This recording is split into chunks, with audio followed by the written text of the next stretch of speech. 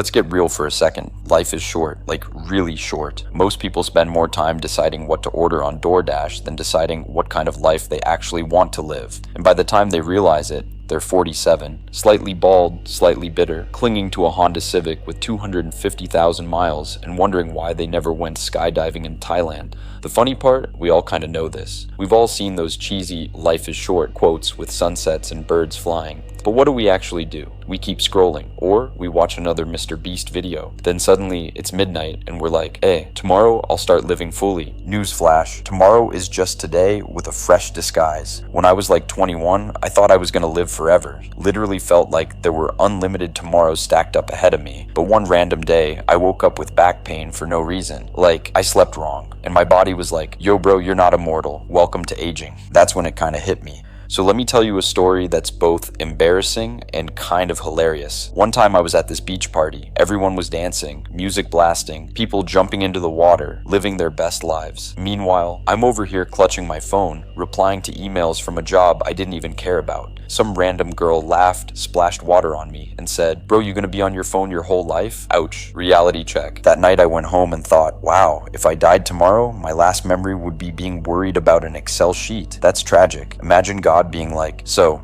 how did you spend this beautiful human experience I gave you? And I'm just there like, yeah, I optimized some pivot tables. It was pretty lit. But that's what most people do.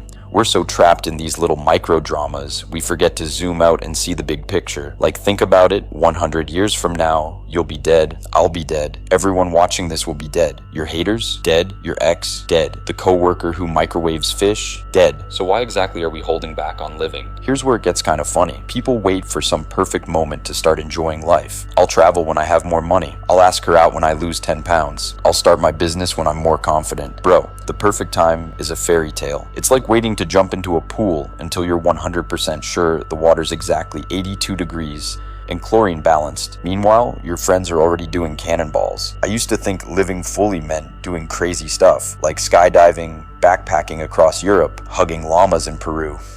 And yeah, that's all awesome, but honestly, living fully sometimes just means being fully present. Like next time you're eating pizza, actually taste the damn pizza instead of doom scrolling TikTok. Next time you're with your mom, put your phone down and actually listen. She won't be around forever. Here's a fun hack. Imagine you're 80 years old, looking back on today. What would that old version of you tell you to do? Probably to chill out, stop overthinking, take the risk, say yes, laugh more. Old you wouldn't care if you embarrassed yourself dancing at that party.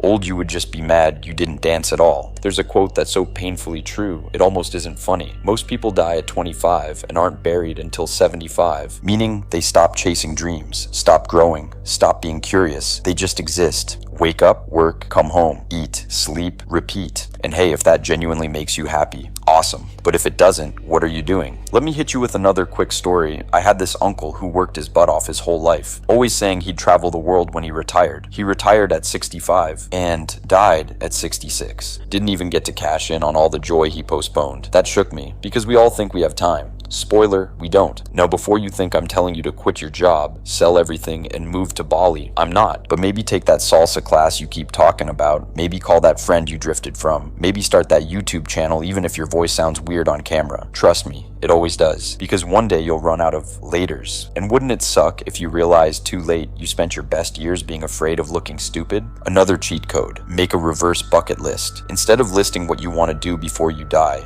list everything you'd regret not doing. Suddenly the priorities become crystal clear. If your list says, I'd regret not falling in love, not traveling to Italy, not starting a side hustle, well, guess what? That's your roadmap right there. A lot of us don't live fully because we're scared. Scared of failing, scared of rejection, scared of judgment. But ironically, none of that matters once you're dust. People will forget that awkward thing you did.